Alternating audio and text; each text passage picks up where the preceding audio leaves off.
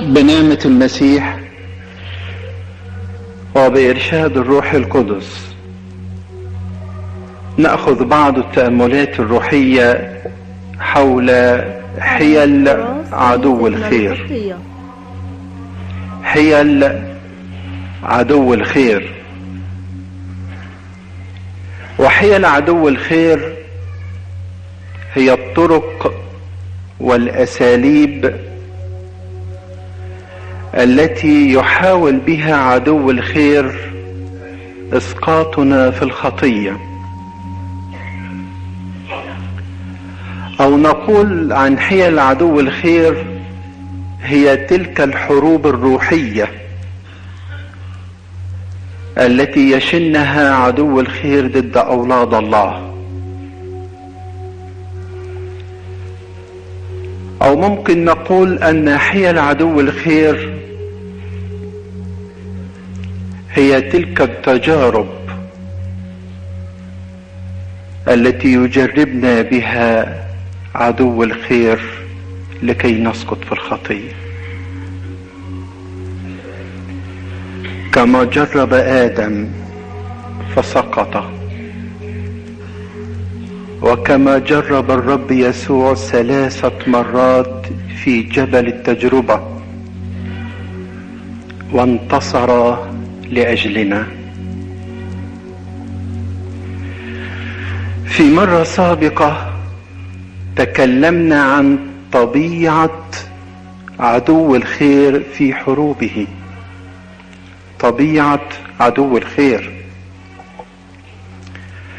وقلنا أن من طبيعته أنه كذاب. متى تكلم إنما بالكذب يتكلم. كل إغراءاته لونا من ألوان الكذب. هو يزين الخطية بالكذب لكي يخفي بشاعتها لعلنا نقبلها. وقلنا أن من طبيعة عدو الخير أنه حسود. هي دي طبيعته، حسود. يحسد الإنسان إن كان في سلام أو إن كان في فرح وهدوء. لا يستطيع يراك ناجحا، لا يستطيع يراك تسعى نحو الفضيلة والبر، إلا ولازم يحاربك. من طبيعة عدو الخير أنه لحوح، يحارب أولاد الله بكل مثابرة بلا كلل ولا ملل.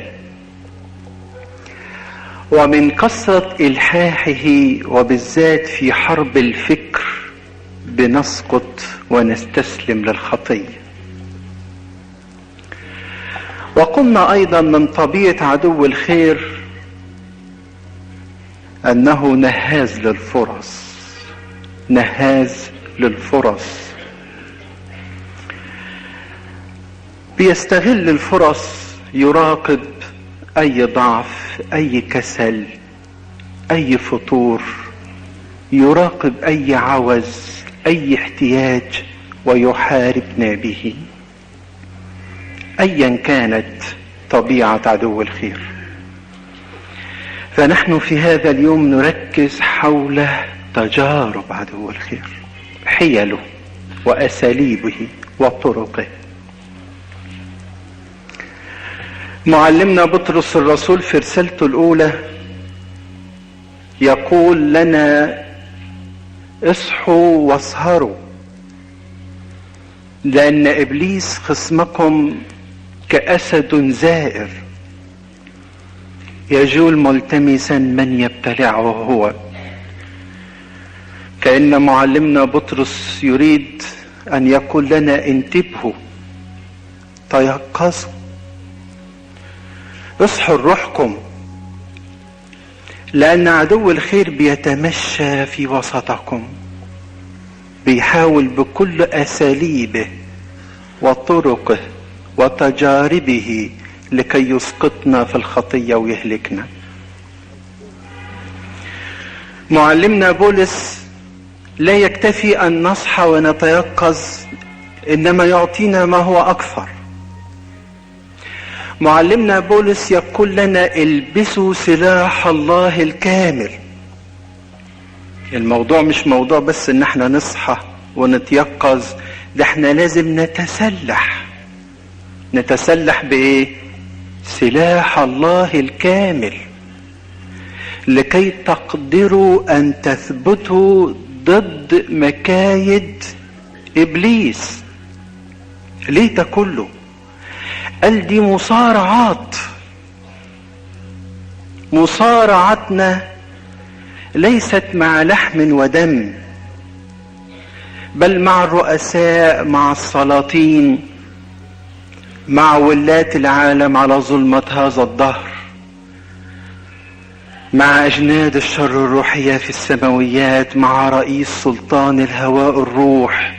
ده كله دي حروب عدو الخير، دي حيل عدو الخير.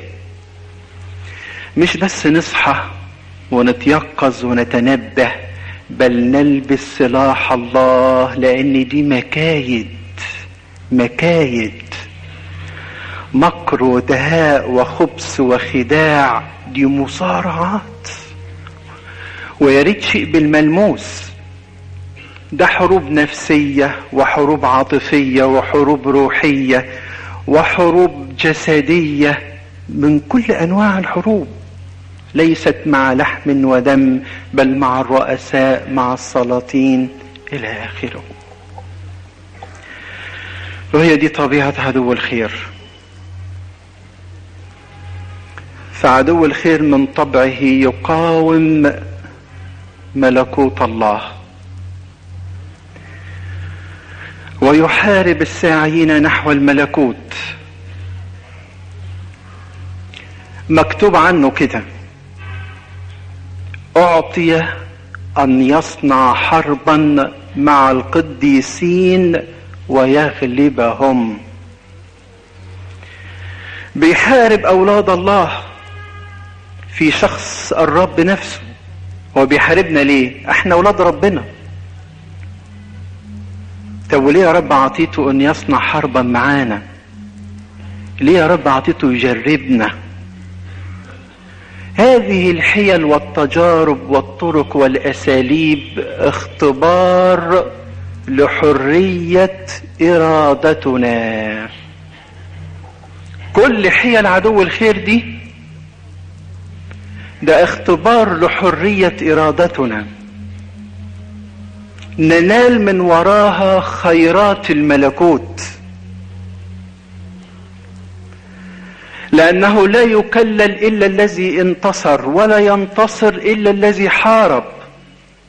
ومن يغلب سأعطيه أن يجلس معي في عرشي، كما أنا غلبت وجلست مع أبي في عرشه.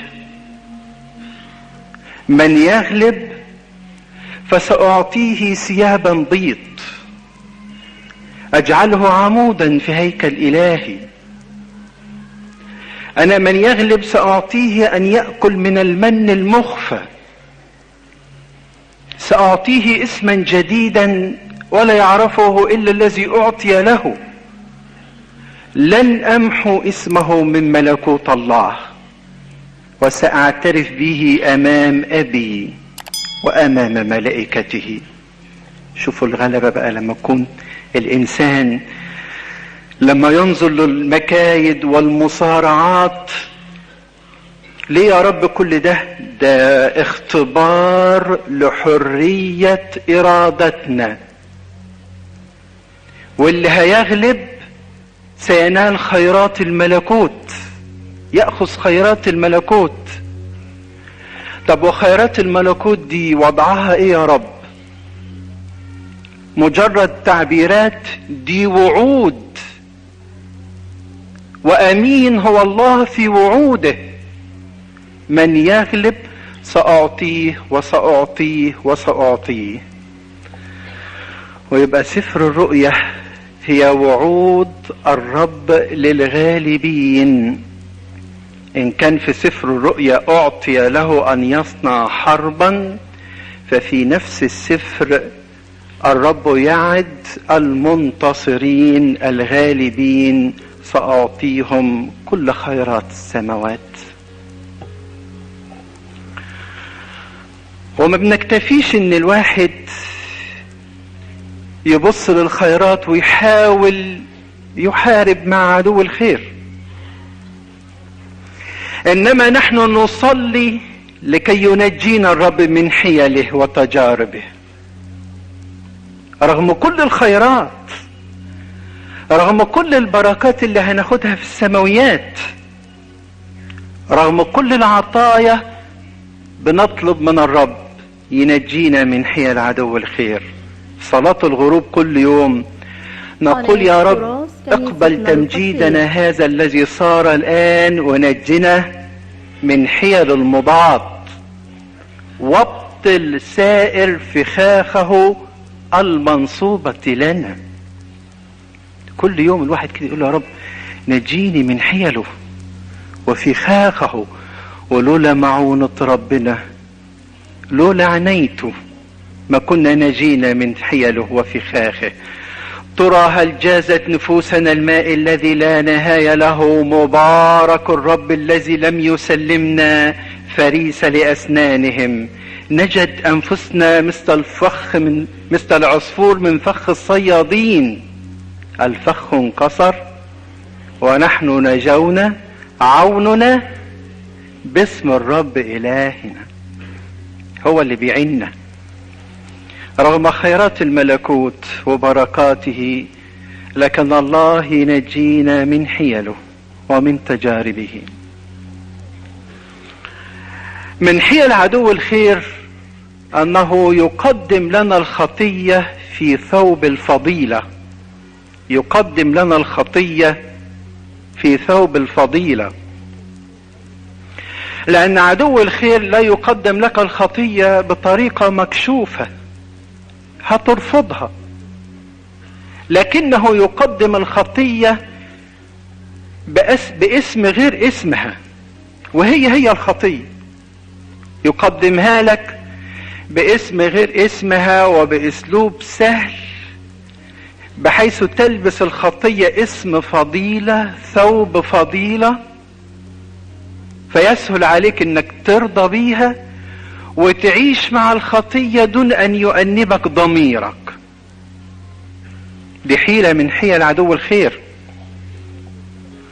يعني مثلا يقدم لك الكذب، يقول لك مين قال انك انت بتكذب؟ ده انقاذا للمواقف، بدل ما توجع الناس وتضيع الناس، دي انت بتنقذ مواقف، انت مش كذاب ولا حاجة.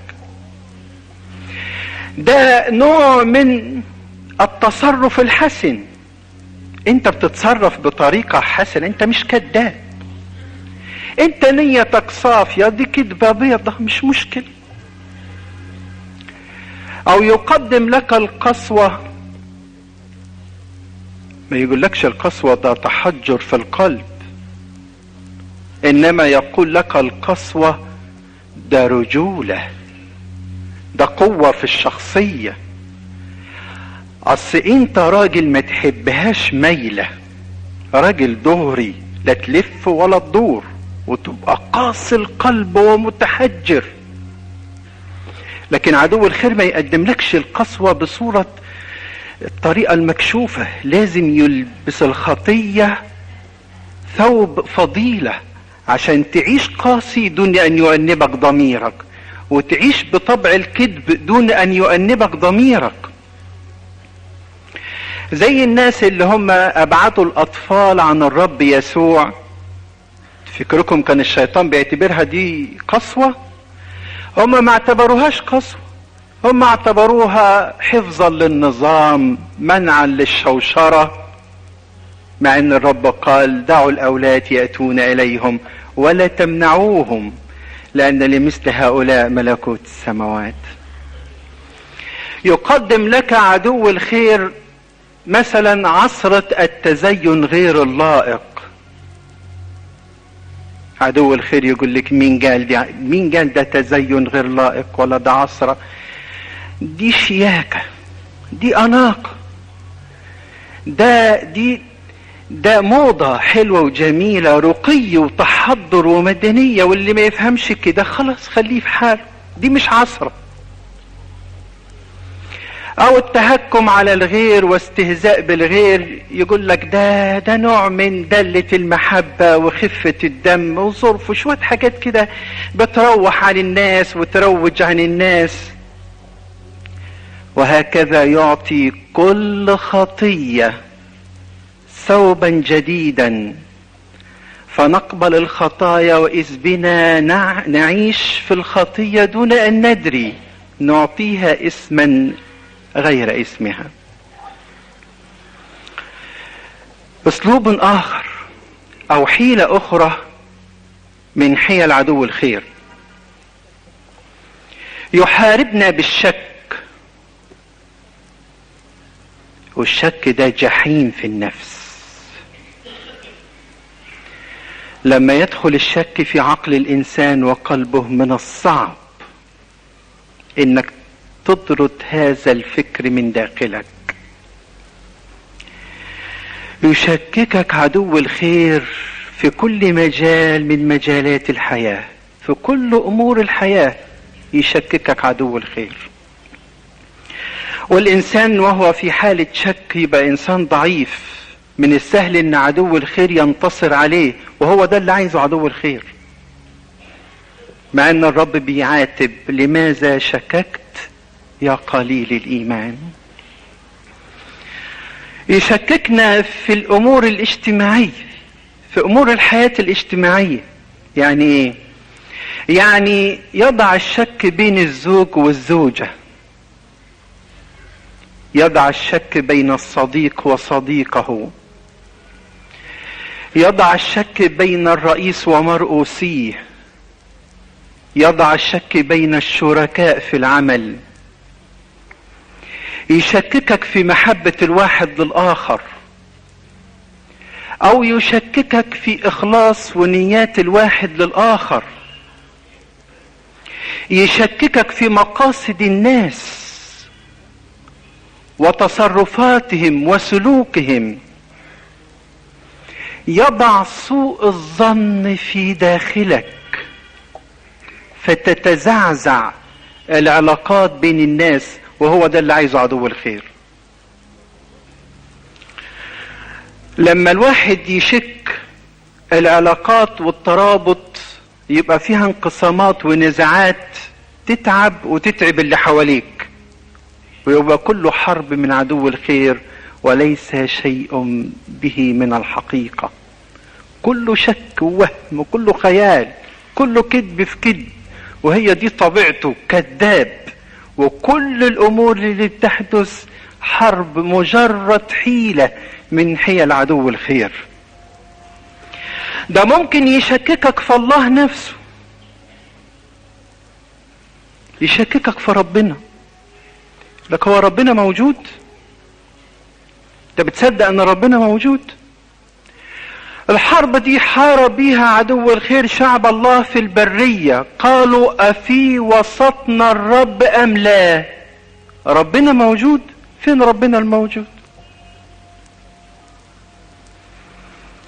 الحرب دي كانت من كثرة الضيقات الذي عاشها في أيام جدعون، وضع الشك في قلوبهم، فقال جدعون لملاك الرب: لو كان الله معنا لما أصابتنا هذه البلية. بقى ربنا معانا وكل البلاوي دي، فين ربنا؟ ما كانش، مش ممكن يكون ربنا موجود. يشككك في قدرة الله اللي انت متكل عليه. ربنا هيعمل لك ايه يعني؟ ربنا هيعمل لك ايه؟ ما هي الامور كده خلاص، ما فيش فايدة. زي ما رد موسى: أمن الصخرة يعطيكم الرب ماء.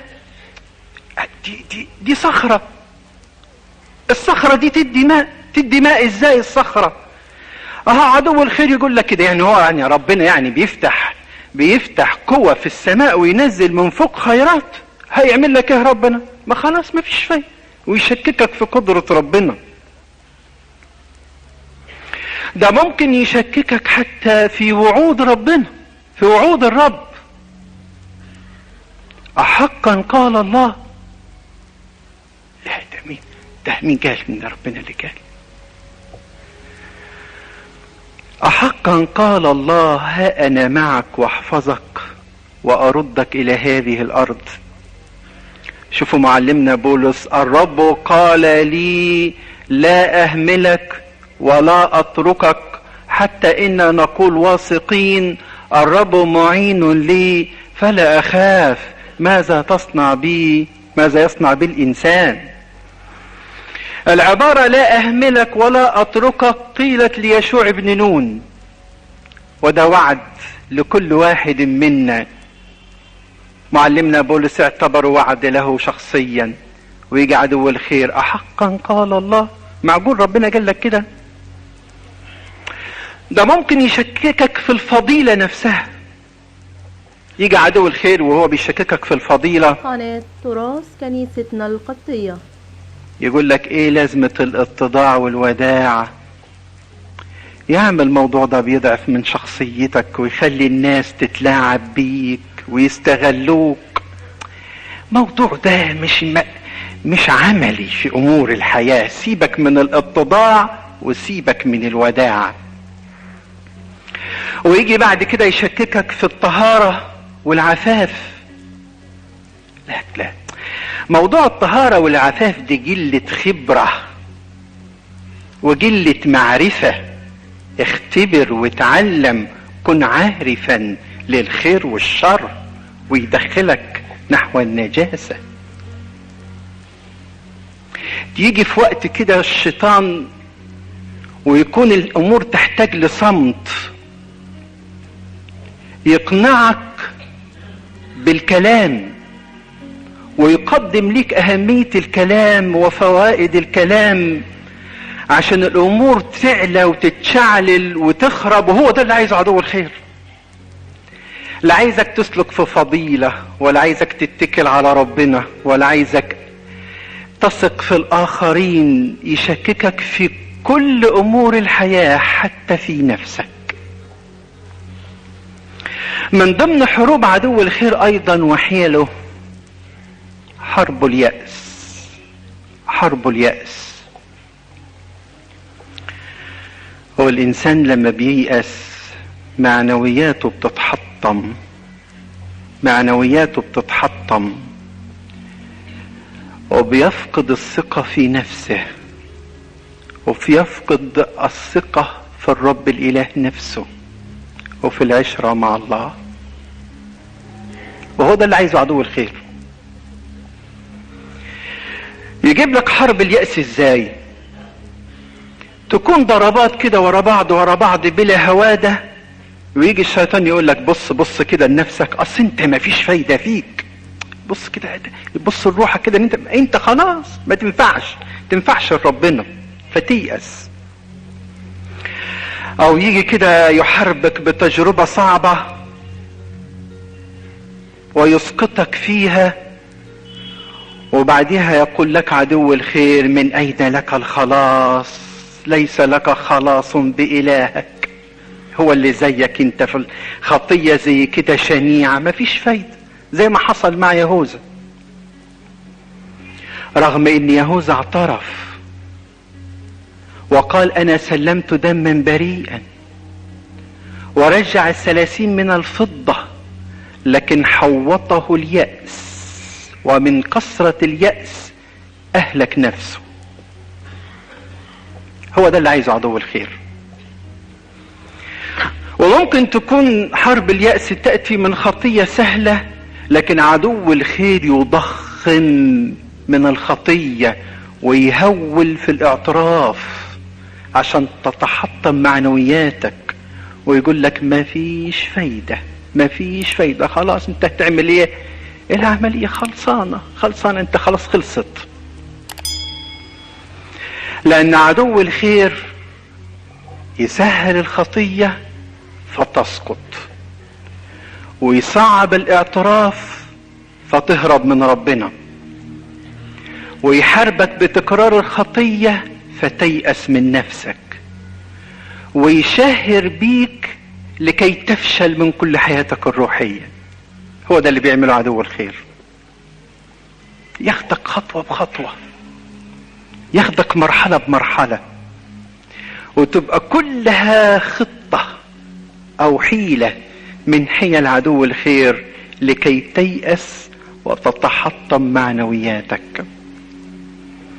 يجي حربك مثلا في حرب اليأس من التوبة، يقول لك كيف حرب التوبة؟ معقول انت تسيب الخطية؟ يا راجل دي ما تجيش، ده الخطية بقت طبع من طبعك، خطية في عروقك في دمك، بقت جزء من حياتك، انت ما تقدرش تسيب الخطية. كم مرة اعترفت وفشلت، وكم مرة حاولت تتوب ورجعت الى ما هو اسوأ، ما فيش فايدة، فتتحطم معنوياتك وتقل مقاومتك للخطية من يأسك، فتشعر ان ما فيش فايدة، ونشرب الاسم كالماء دون ان ندري انها حيلة من حيل عدو الخير. حتى لو حاولت ترجع لربنا يحاربك باليأس بالرجوع لله. انت هتمسك الكتاب المقدس بايديك، مش مكسوف تمسك الكتاب المقدس، كل كلمة في الكتاب المقدس تدينك، ابعد عنه. هتقف تصلي، ده صلاة الاشرار اللي زيك مكرهة عند الرب، خلاص بلا الصلاة. ويحوطك من كل ناحية، لا نافع الصلاة ولا نافع توبة ولا نافع نفسي من الداخل، لأن نفسي ضعيفة. وهو ده اللي عايزه عدو الخير، بيأس الإنسان ويحطم معنوياته لكي يهلك أسد زائر، مكايد ومصارعات. ما هي دي المصارعات؟